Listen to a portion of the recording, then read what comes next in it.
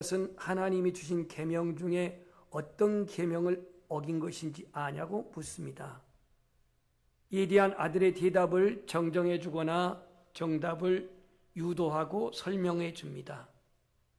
아들의 잘못을 어떻게 대처해야 되는지 이야기하게 하고 답을 유도하게 한다는 겁니다.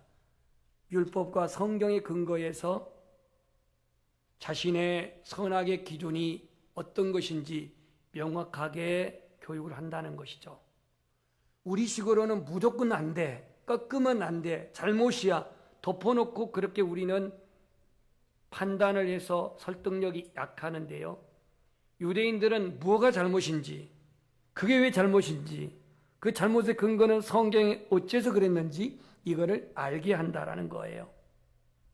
그래서 유대인의 자녀는 어려서부터 남 앞에서 자신의 의견을 발표하는 훈련이 저절로 되는 것이고, 언어를 구사하는 능력과 대화, 토론하는 방법을 배우게 된다고 합니다. 유대인들은 글만 잘 쓸 뿐만 아니라 어디서든지 말을 잘할 수 있는 것은 바로 이 교육 때문이라고 합니다.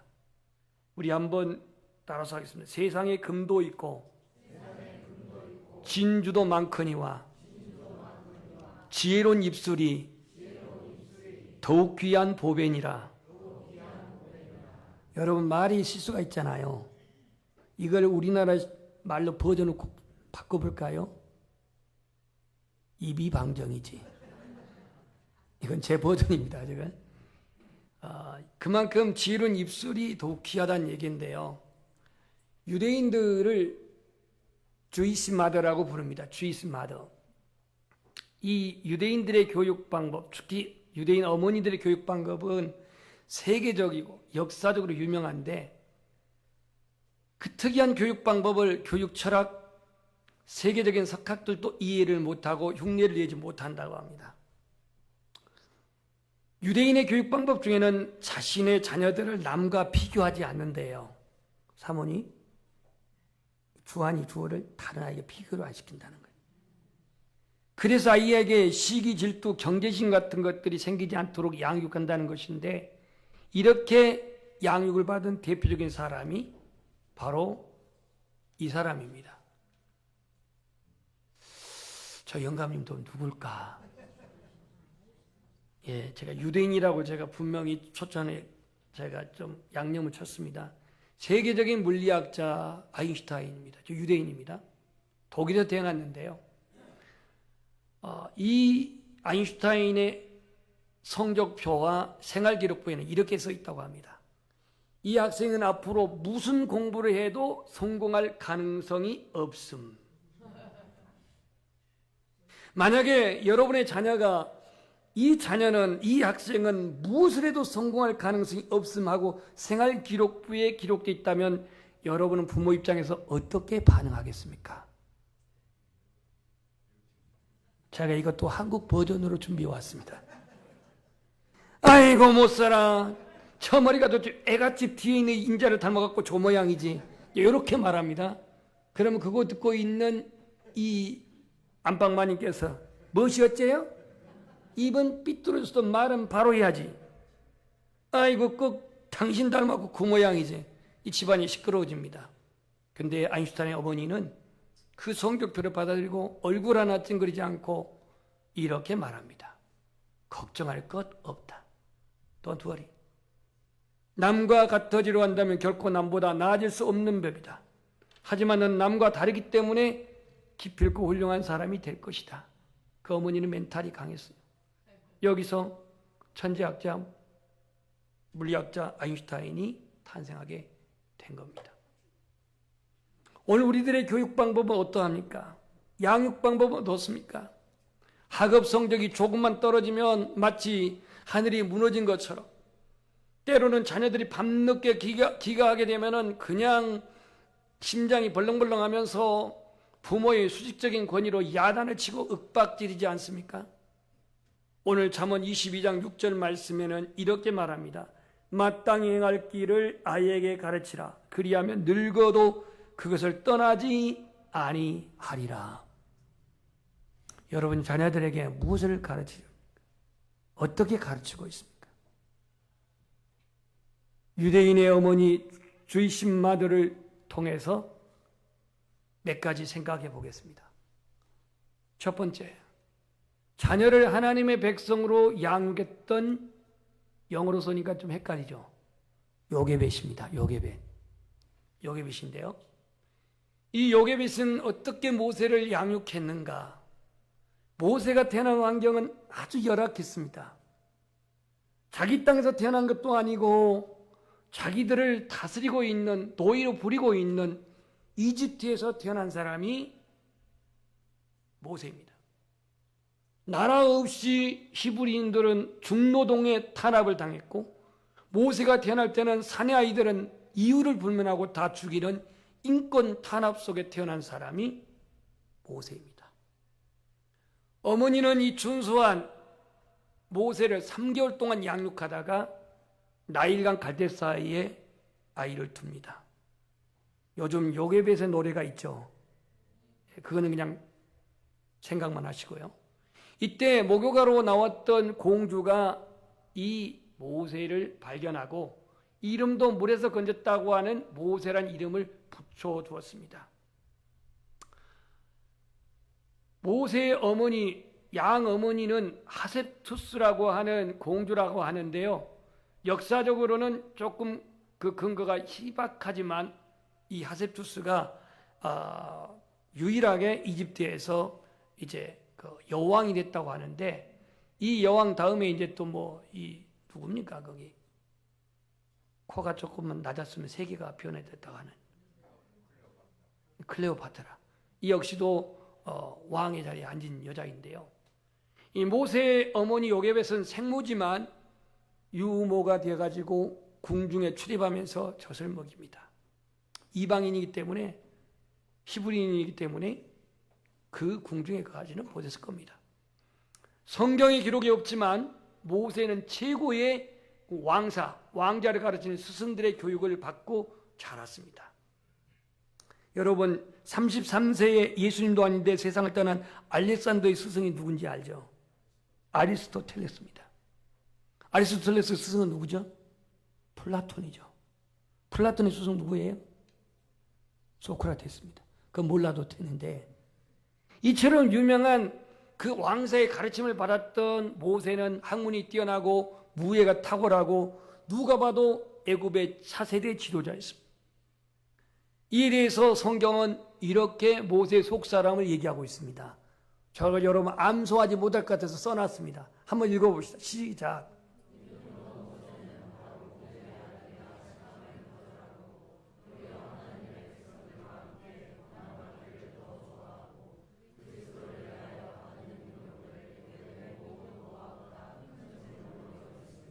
이거는 히브리 기자의 지금 모세에 대한 속사람의 소개인데요. 이 모세는 애굽의 왕자보다도 히브리 민족의 백성으로 더 큰 인식을 가졌는데, 그 배경에는 생모인 요게벳이 모세를 양육하는 그 기간, 아마 길어봤자 5, 6년이었을 거예요. 단순히 모유만 먹인 게 아니라 이 요게벳은 어린 모세를 하나님의 백성으로 양육한 거예요. 여러분, 자기의 아들이 지금 이집트의 양자가 되었는데 이것은 모세에게는 출생 비밀입니다. 출생 비밀이에요.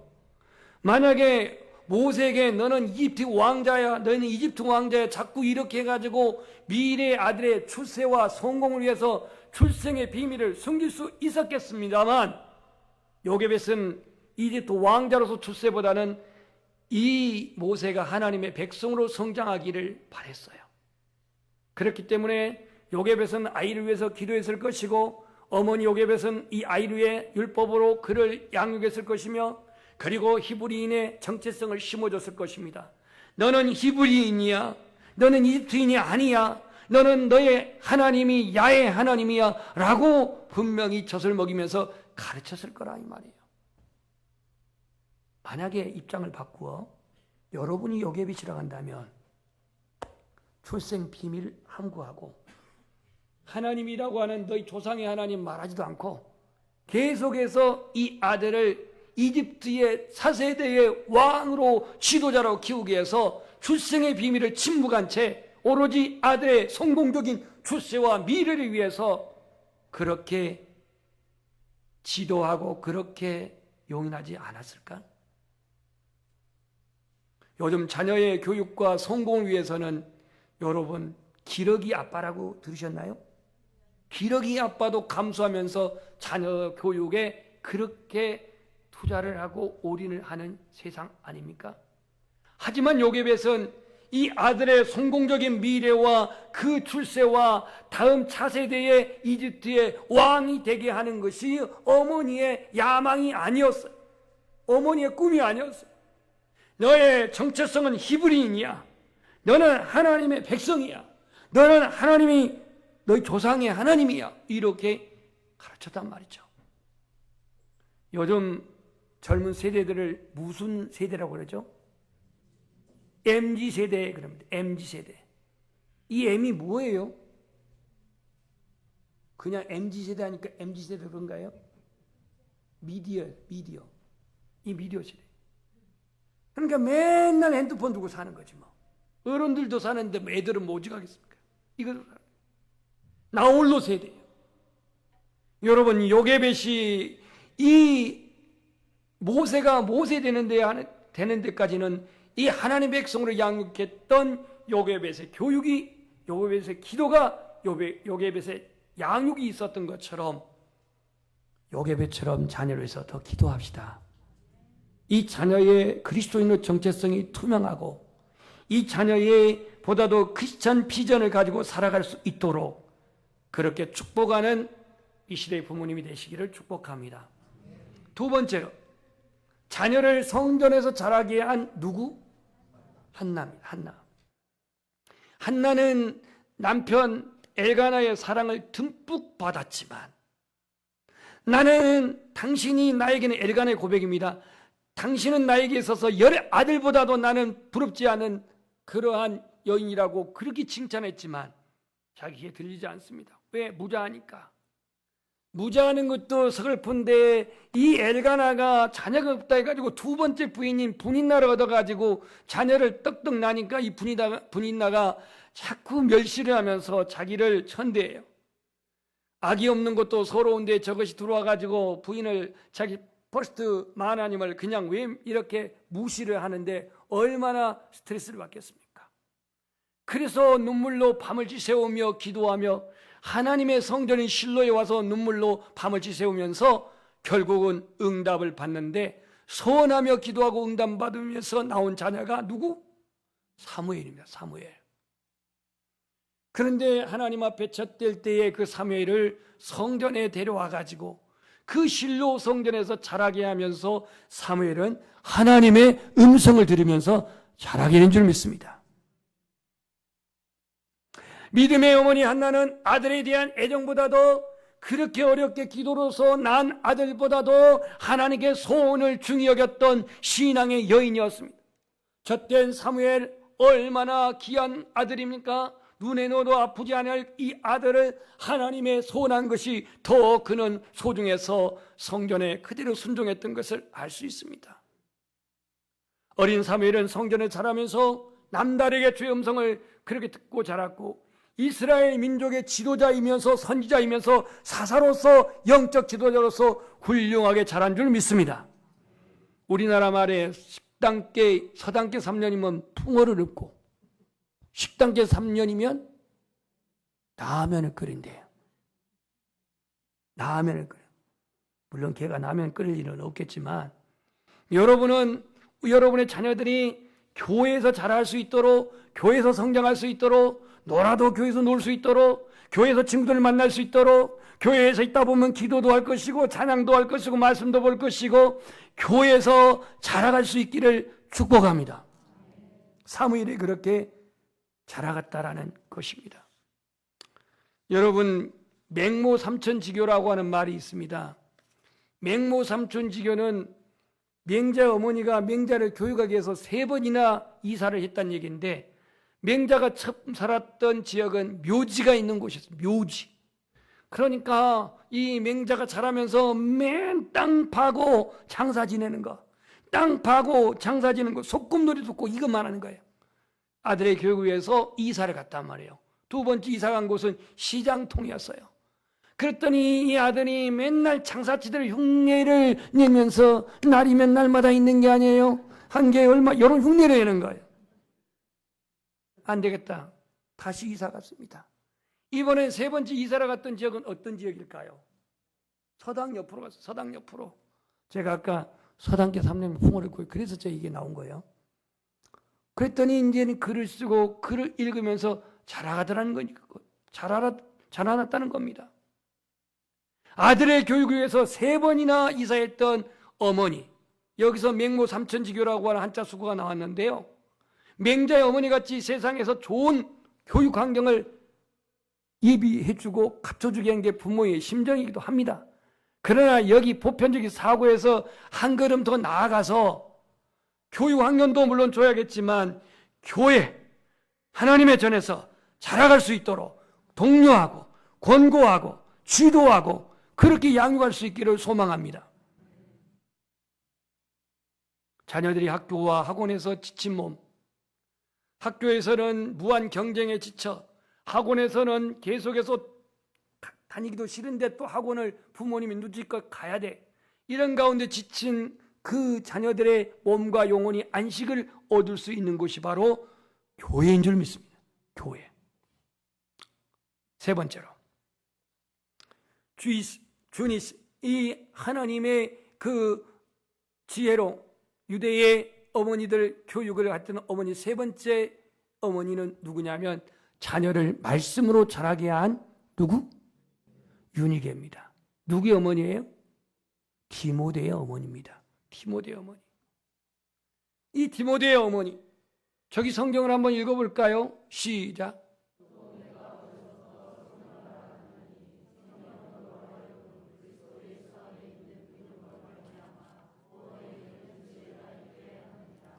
아멘. 디모데는요, 사도 바울이 1차 전도여행 때 루스드라에서 그가 어마어마한 핍박을 받고 돌에 맞아서 죽을 뻔합니다. 루스드라에서 안진뱅이도 일으키는 놀라운 하나님의 역사가 나타났지만 루스드라에서 돌에 맞고 죽을 뻔했던 그 바울이 거기서 얻은 믿음의 아들이 디모데입니다. 바울이 고린도 후서 12장에 보면 삼층전에 갔다고 하는 내용이 나오는데 이 루스드라에서 돌에 맞아갖고 죽었던, 그래가지고 다시 살아났던 그때의 삼층전을 갔을 것이다 라고 학자들은 말합니다. 이 루스드라는 지금의 투르키, 터키에 있는 곳인데요, 터키 중부에 있는 곳인데 이 디모데의 전서에 보면은 청결한 양심과 거짓 없는 믿음으로 디모데는 자랐다고 말합니다. 아버지는 이방인 헬라인이지만 어머니는 기도와 말씀으로 가르치는 유대인으로서 디모데를 그렇게 양육했습니다. 디모데가 바울에게 전도되어져서 바울의 사역자가 되어지고 복음 전도의 동역자가 되어진 것은 바탕에는 어머니 유니게의 기도, 어머니 유니게의 양육, 어머니 유니게의 가르침, 성경을 어려서부터 가르침, 이것이 바탕이 되어져서 이 사도 바울의 없어서는 안 될 믿음의 아들이자 동역자가 된 줄 믿습니다. 나중에 목회자가 된 이 디모데는 바울이 개척했다고 여겨지는 에베소 교회에서 사역도 하게 되고, 바울이 로마에서 승도 당하기 전 이 디모데를 믿음의 아들을 부릅니다. 이게 어디에 나와 있냐면 디모데후서 그의 유언서를 할 수 있는 곳에 나오는데 바울이 너는 속히 오라, 내게 오라고 디모데를 초대하고 있습니다. 디모데에게 목회자로서 유념해야 할 세세하게 기록을 보낸 서신이 디모데전서, 디모데후서, 다름 아닌 목회 서신으로 그렇게 기록할 만큼 디모데는 그 아버지가 이방인으로서 자신은 이방인의 피가 흐르고 있지만 하나님의 말씀으로 이방인의 핸디캡을 극복한 줄 믿습니다. 젊은 디모데가 헌신할 수 있고 젊은 디모데가 동역자로서 사도 바울의 복음의 동역자가 될 수 있었던 것은 그는 유대인들에게 정죄받을까 봐 이방인이지만 아버지의 혈통 따라서 할례까지 받고 복음 전도하는 사명자가 된 줄 믿습니다. 그의 저변에는 하나님의 말씀으로 말미암아 어머니의 신앙 지도 속에 자랐기 때문에 그는 전도자로서 사역자로서 하나님께 쓰임받은 줄 믿습니다. 어버이 주일을 지금까지 자녀들을 낳으시고 양육하신 여러분의 노고에 주님의 위로가 있기를 소망합니다. 여러분의 자녀가 잘 되기를 바라는 것은 모든 부모들의 공통된 마음입니다. 하지만 우리가 자녀들을 변화시킬 능력이 없습니다. 그러나 하나님의 말씀이 그들에게 들어가면 변화될 줄 믿습니다. 우리는 자녀들을 다 이해하고 다 위로할 수는 없지만 성령님이 그 안에 임재하시면 성령님이 위로하시고 성령님이 그를 주관하실 줄 믿습니다. 우리는 자녀들에게 능력을 부여할 수 없지만 하나님의 말씀은 그들에게 능력이 되는 줄 믿습니다. 히브리서 4장 12절의 말씀에 보면은 하나님의 말씀은 살아있고 모든 하나님의 말씀은 살아있고 활력이 있어 좌우의 날선 어떤 검보다도 예리하여 혼과 영과 관절과 골수를 찔러 쪼개기까지 하며 또 마음의 생각과 뜻을 감찰하나니 그랬습니다. 판단하나니 그랬습니다.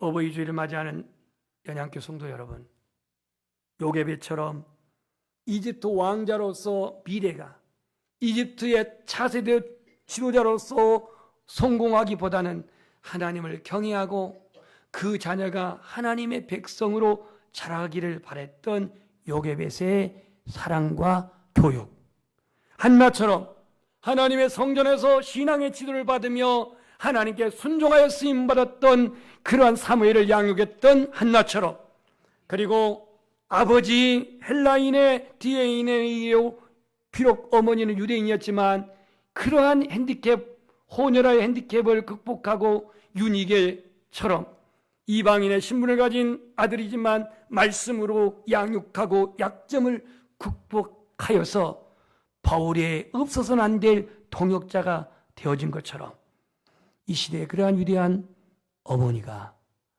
여러분들이 되시기를 축복합니다. 찬송하겠습니다.